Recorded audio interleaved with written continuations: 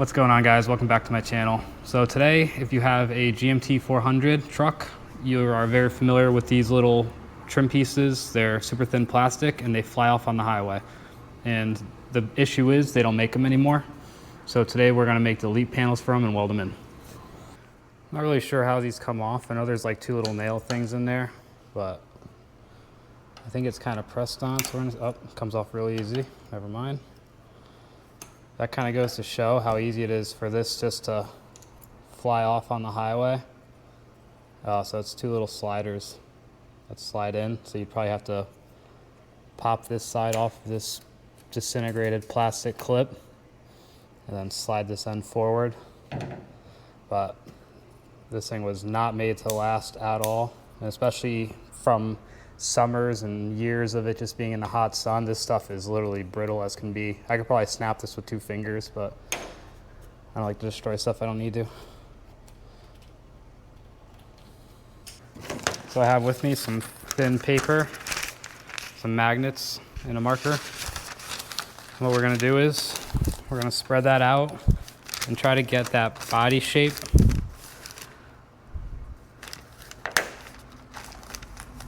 You always want to put a magnet and then come straight down. Get another magnet. Put another magnet.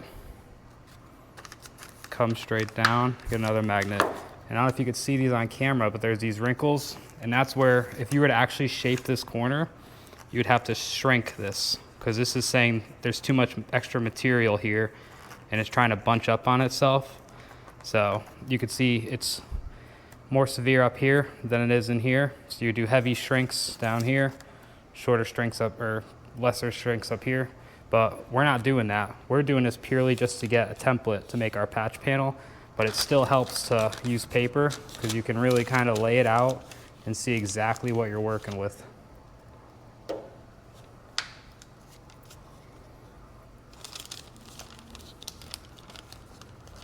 The only bad side is we're gonna get some shrinks where we're trying to make a patch, so we'll have to ignore those. But as you can see, we have a pretty good outline, and we know we're gonna start our patch right around here. So that's gonna follow the natural line of the car. Actually, I gotta go up a little more. And also, I want a little tab I can hammer down and bend into the jam. So I'll come out, let's say 3/8 of an inch. I could always trim it later. And just mark that out. And now we have a nice body line on thin material we could trace. Now keep in mind, when I go to cut this panel, I'm probably gonna have to undersize it from under these lines, but this will get me close. And I'm following just the crest of the curve of the panel. It's gonna sit in there, and there's gonna be a couple gaps here and there, but this should give us the tighting fittest panel we could make without actually having something to go off of like a buck. And I like these fine point pens because if you ever use a Sharpie, you know how quickly you can get out of what you're desiring. But something like this, you might want to switch to one, just because when I'm doing this with one hand, holding the camera, but you get a little bit more wiggle room. But that should get us close right there. We'll come up, correct that up to our line. You could even do something like this, just to get your bearings. The good thing about the paper is you could easily just quickly really rub it down. You get a little bit of from dirt on your finger and get it to mark the paper, and it gives you a little cheat.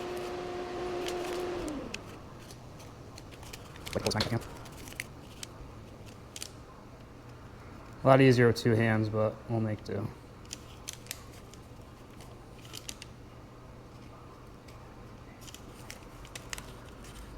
Our windshield or back window trim starts right around there. So we'll kind of mimic that.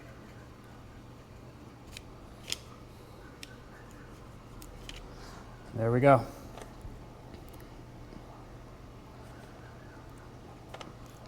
We have a decent idea of the shape of the material we need to make, a good idea of how much shrinking would go on in this area, and there's even some extra material in here. So if this wasn't a cavern, this might fill up and there might actually be some shape that needs to come in, like blocking it out in a sandbag, but we're not doing all that. Another quick shout out is these magnets. They're called thumbtack magnets. These were probably 90 cents on Amazon and they're perfect for something like this.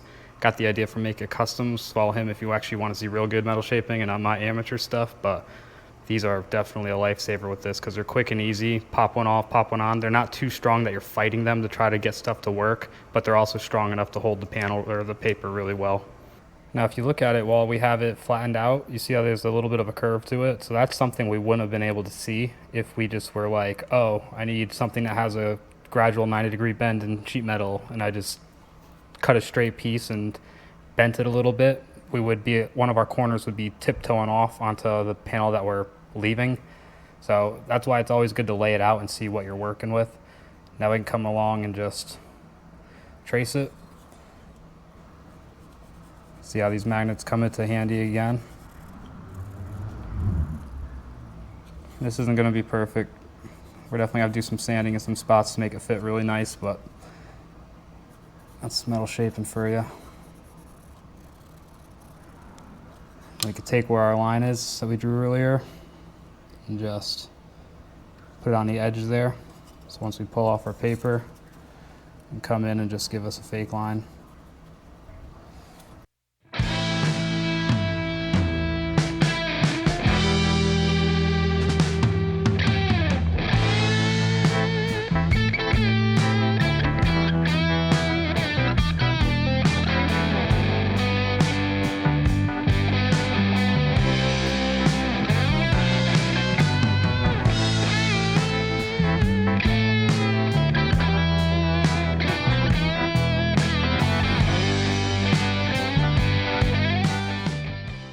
So this is a bench top throatless shear. Beverly, I believe, made the original one, which is the one you really want to find, but I settled for the Eastwood Chinese copy, and it has worked flawless. Once you have one and you're making panels, you'll never want to go back to just a normal cutoff wheel, just because this is just so much more easier, cleaner, efficient. The edges are super nice. You come over, it's like, I mean, it's sharp, but I'm not cutting myself, you know what I mean? And it's really easy to calmly follow your line instead of trying to work your head around a cutoff wheel. And I also made this little anvil from some railroad track. Just polished the surface. I rounded one edge, and this is what we're going to be kind of trying to set our bend on for that initial bend for the curve of the roof.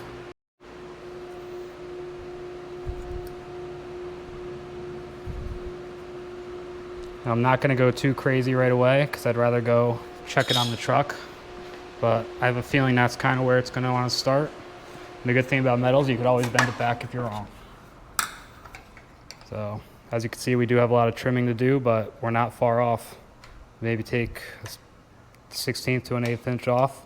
You'd rather be oversized on your first go around than undersized.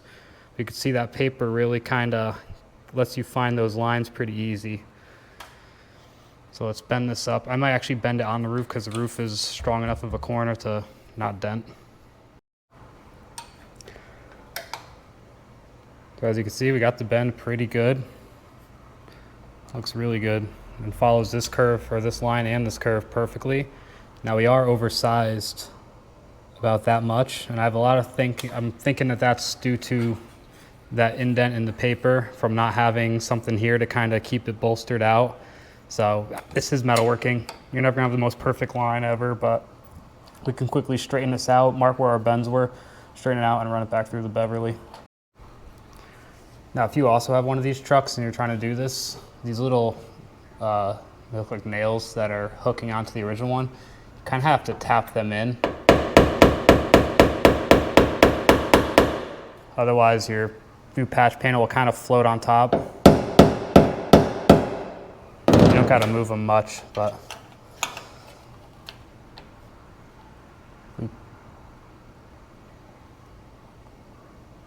See, it looks pretty good. I just have to notch for this corner because this kind of bulbs out a little bit. I could actually ding the truck in, but it's easier just to do it on this. Then we left that extra. That's actually way too much extra, but if I open this door, it's gonna have to drop in like 3/8 of an inch. All right, so I did my final trim up. So you can see I kind of just put a little notch in that sheet metal. I just kind of ran over the edges with the sander where it was kind of tight. I tapped that in some more, and the fit up is honestly perfect.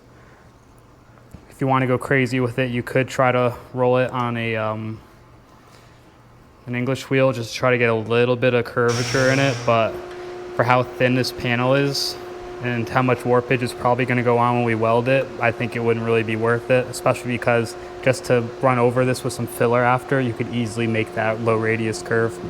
But it's looking good. Our next step would be cleaning out this channel, getting rid of this old seam seal, sanding away all the rust, and then we're going to put some weld through primer in there.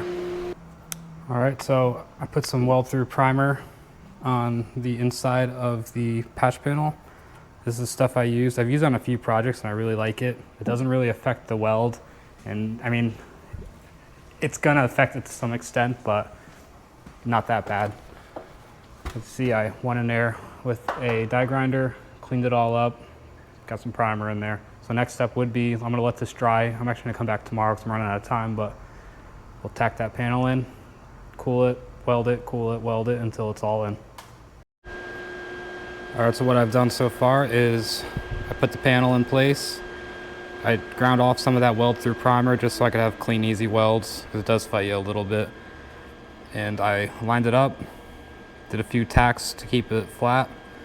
And now what I'm doing is I'm starting down here, I get it flat, I get it following the curve I want, and then I'll take something like a straight edge or a magnet and just make sure that I'm never too proud of the original panel.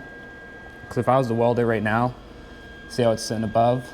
So you kind of start in one spot and manipulate the panel as you go, and that keeps you flush with both sides of where you're patching into.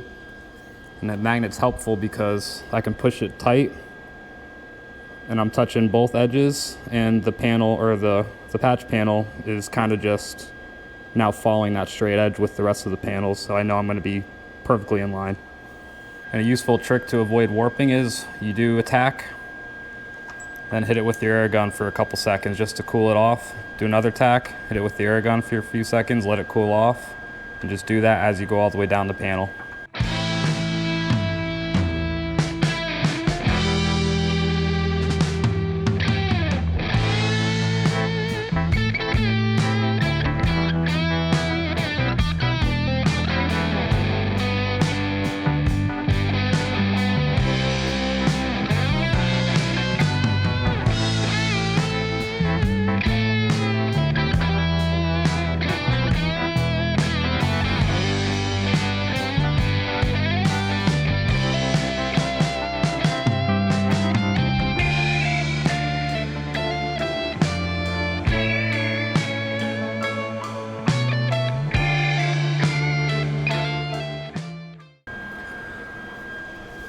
And now that we have it all tacked in down the length of the part, it's cold. I can put my hand on it and not burn myself. And we can go along and just put a tack between each of our other tacks and just keep going, keeping the panel cold by alternating. You know, if I tack here, I might do a tack there, then maybe a tack there, cool it, do the same on the other side, and just finish up our weld. What I also like to do is I like to grind down my tacks semi-regularly as I go along, just because it keeps it clean. And if you start building up tacks, let's say you're welding a little bit cold, and those tacks have a large profile to them, when you go to weld next to it and put another tack, you can kind of miss a little bit of a hole and get some pinholes between each tack. So it's helpful to kind of grind them smooth, and that way you could see like a tack right there won't build off of this one and make a little divot or hole.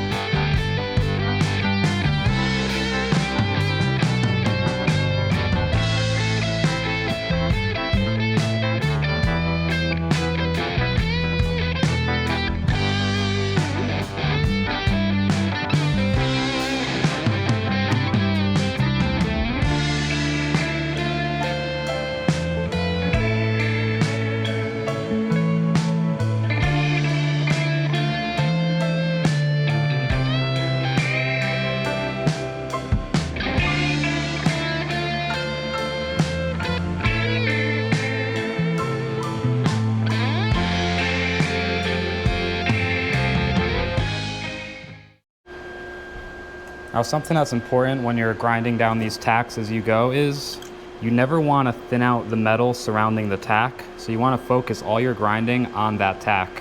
And then once you're down to the very last bit, that's when you kind of want to slowly blend, but still stay on where the tack was. So when I do it, I'll stay flat until that tack is about to disappear, and then I'll cock that wheel right up to the edge, and that kind of lets me feather while still staying on the center of the tack, which helps only grind the high metal of the tack. Because you got to think of it as that's your high point and that's your low point. So you don't want to go into your low point trying to grind down the high point.